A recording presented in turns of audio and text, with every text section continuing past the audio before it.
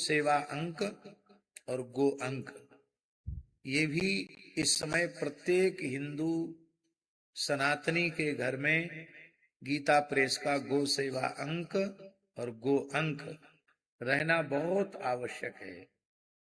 1966 में जो गोरक्षा आंदोलन हुआ था उसके मूल में गो अंक ही था। गो अंक से बहुत बड़ी क्रांति आई थी। तो गो सेवा अंक भी एक बहुत सुंदर छपा है। तो इस समय भी आवश्यकता है कि धर्म प्राण भारतवर्ष की धरती गोवध के कलंक से विमुक्त हो जाए। अभी गो सम्मान आह्वान अभियान चला और हम ये बात बिल्कुल स्पष्ट कर दें आप लोगों को, हम गंगा जी के तट पर गंगा जी को साक्षी करके कह रहे हैं, यह गो सम्मान आह्वान अभियान विशुद्ध रूप से गो रक्षा गो सेवा की भावना से प्रेरित होने वाला अभियान है। इसके पीछे न कोई पार्टी है, न कोई दल है, न कोई समुदाय है, केवल सर्वदेवमयी पूज्या गोमाता हैं। श्री उनके आराधक उपासक श्री ठाकुर जी हैं और ठाकुर जी के प्राण प्यारे संत हैं जिनके हृदय में वेदना है गो हत्या की, वे संत हैं। इसमें कोई फंडिंग करने वाला नहीं है, कोई सोचे कि किसी पार्टी से प्रेरित होकर के ये किया जा रहा है। आप सामान्य समझ रहे हैं इतना बड़ा आयोजन होना है और राजनीतिक रैलियों में पैसा दे करके और वाहनों में भर भर कर लोगों को लाया जाता है, लेकिन धन्य है धर्म प्राण भारतवर्ष की जनता, लोग अपना पैसा और समय खर्च करके इस पवित्र आयोजन में भाग ले रहे हैं। आगे भी आप लोगों को लेना है। कोई अपने मन में ये समझे कि किसी सरकार को अस्थिर करने के लिए ऐसा किया जा रहा है तो ये सर्वथा झूठी बात है, असत्य और अनुचित बात है। देखिए, वर्तमान में जो शासन चल रहा है देश में और प्रदेशों में, उनका संपूर्ण हिंदू सनातन समाज हृदय से समर्थक है। अच्छे लोग शासन में बैठे तो कश्मीर भारत की मुख्य धारा में सम्मिलित हुआ, 370 समाप्त हुई, 30 धारा खत्म हुई, वहां शान से तिरंगा लहरा रहा है। अयोध्या में राम मंदिर का निर्माण हुआ, काशी में विश्वनाथ कॉरिडोर का निर्माण हुआ, उज्जैन में महाकाल लोक का निर्माण हुआ। और हम बड़ी विनम्रता से बात कह रहे हैं कि शायद अपने जीवन में कोई राज्य का मुखिया इतनी बार अयोध्या गया हो, देश के स्वतंत्र होने के बाद से अब तक इसका कोई प्रमाण नहीं है। उत्तर प्रदेश के परम राम भक्त, राष्ट्र भक्त, गोभक्त यशस्वी मुख्यमंत्री योगी आदित्यनाथ जी पूरे भारतवर्ष के ऐसे एकमात्र मुख्यमंत्री हैं जो अब तक सैकड़ों बार अयोध्या जी की यात्रा कर चुके हैं और अयोध्या की दीप मालिका, अयोध्या के पुराने वैभव को लौटाने में योगी आदित्यनाथ जी की महत्वपूर्ण भूमिका है। तो क्या योगी मोदी जी जैसे लोगों को कोई बदलना चाहेगा? बदलना नहीं चाहते। हम ये चाहते हैं कि ऐसे सहृदय शासकों के शासन काल में ही भारतवर्ष गोरक्षा के गोवध के कलंक से मुक्त हो जाए। गाय को वैदिक काल में, पौराणिक काल में जो सम्मान प्राप्त होता था वही गोवंश को सम्मान, वही आदर हो। गो आधारित कृषि हो, गो आधारित शिक्षा हो, गो आधारित चिकित्सा हो और गो आधारित देश की आत्मनिर्भरता हो, राष्ट्र का समग्र विकास गो आधारित हो, ये हम चाहते हैं। और हम ये पक्का विश्वास करते हैं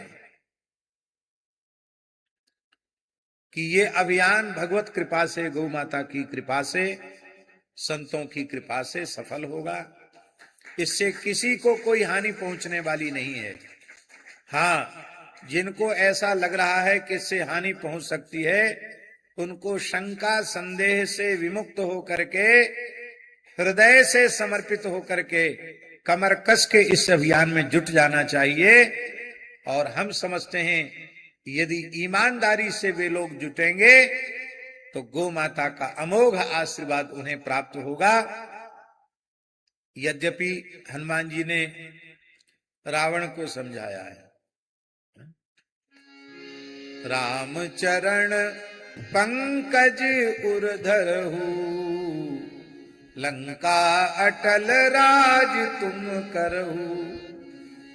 इसको वर्तमान परिप्रेक्ष्य में हम कह रहे हैं, जो देश के शासक गण हैं उनको निवेदन कर रहे हैं कि धेनु चरण पंकज रज सिर धरहु, दिल्ली अटल राज तुम करहु। गाय का अमोघ आशीर्वाद सबको लेना चाहिए। आज देश का सौभाग्य है कि देश का प्रधानमंत्री अपने प्रधानमंत्री आवास में वेद लक्षणा भारतीय देसी गाय रखे हुए हैं। आज देश का सौभाग्य है कि योगी आदित्यनाथ जी उत्तर प्रदेश के मुख्यमंत्री, गोरक्ष पीठ में तो विशाल गौशाला है ही, मुख्यमंत्री आवास में भी गाय रखे हुए हैं और उनके दिन की शुरुआत गोग्रास देकर के, गौ माता का पूजन करके उनके दिन का शुभारंभ होता है। ये अच्छी बात है। इसलिए कोई अपने मन में ऐसा सोच रहा हो कि ये अमुक लोगों से प्रेरित होकर के कार्यक्रम हो रहा है, तो ये दूषित भाव संतों के प्रति, गौ माता के प्रति किसी को नहीं लाना चाहिए। और दूसरी बात है कि जो इस प्रकार की भावना से प्रेरित होकर के किसी सरकार के विरोध में प्रचार कर रहे हैं, अच्छी सरकार को हटा करके कोई ऐसे लोगों को जिनके मन में गोरक्षा की तनिक भी भावना नहीं है, ऐसे लोगों के समर्थन में उतर करके आ रहे हैं और अपना कोई निजी स्वार्थ पूरा करना चाहते हैं। हम ये बात स्पष्ट कर दे रहे हैं, ऐसे लोगों से इस गो सम्मान आह्वान अभियान का दूर दूर तक कोई सरोकार नहीं है, कोई संपर्क संबंध नहीं है। इसलिए यह कर्तव्य है, हिंदू सनातन समाज का भी यह कर्तव्य है आओ कि जो कोई आग्रही दुराग्रही लोग हैं उनके बाग जाल में फंसे नहीं और ऐसा कोई काम न करें जिससे राष्ट्र का अहित हो, देश का अहित हो, प्रदेश का अहित हो। देखिए, जिन जिन प्रांतों में सरकार है उन सभी प्रांतों में प्रायः गोवध निषेध का कानून बना हुआ है, और जिन प्रांतों में सरकार नहीं है, वर्तमान में एनडीए की सरकार जिन प्रांतों में नहीं है उनमें खूब बड़ी संख्या में गोवध हो रहा है। तो ये बात तो विचार कर सकता है ना हिंदू समाज कि भारतवर्ष के सभी प्रांतों में यदि इसी प्रकार का शासन हो जाए तो क्या सभी प्रांतों में गोवध बंद नहीं हो सकता है क्या?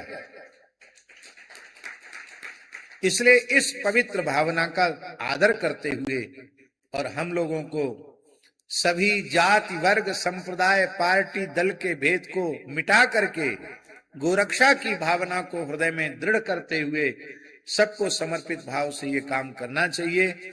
और हम पुनः कह रहे हैं कि राष्ट्रीय स्वयंसेवक संघ अपना शताब्दी वर्ष मना रहा है और इस शताब्दी वर्ष में पूरा देश उत्साह पूर्वक भाग ले रहा है, लेना भी चाहिए।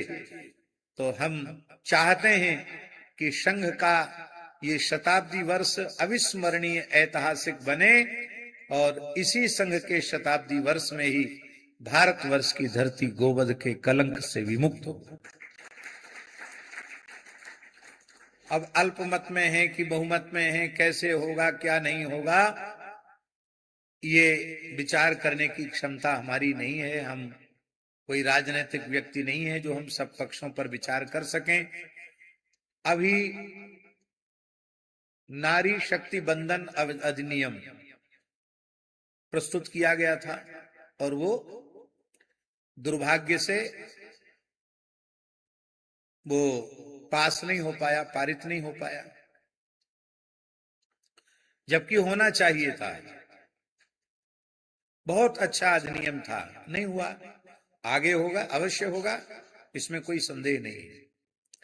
लेकिन हम ऐसा अपने मन में भरोसा रखते हैं, विश्वास करते हैं कि सरकार जैसे गोरक्षा नारी शक्ति बंधन अधिनियम पारित किया संसद में, भले ही वो प्रस्ताव गिर गया, ऐसे ही एक बार कमर कस के भीतर साहस बटोर करके गोरक्षा का बिल सरकार लाए। और हम समझते हैं आज पूरे देश में कोई पार्टी ऐसा दल नहीं है जो इसका विरोध कर सके, और जो दुर्भाग्य से विरोध करेंगे, इसको पारित होने में बाधक बनेंगे, वो सारे सनातन हिंदू समाज के सामने उनका मुंह काला हो जाएगा, उनकी छटनी हो जाएगी कि ये गो विरोधी हैं, ये राष्ट्र विरोधी हैं, ये गोरक्षा नहीं चाहते हैं। और इसका परिणाम यह होगा कि फिर अगली बार जो सरकार आएगी वो पूर्ण पूर्ण पूर्ण बहुमत की सरकार आएगी। राष्ट्र हित में जो फैसला लेना चाहो वो आप कर सकेंगे। इसलिए इसी वर्तमान पंचवर्षीय योजना में ये बिल भी आना चाहिए और भारतवर्ष की धरती गोवध के कलंक से विमुक्त भी होनी चाहिए। माई मेरे श्याम लगो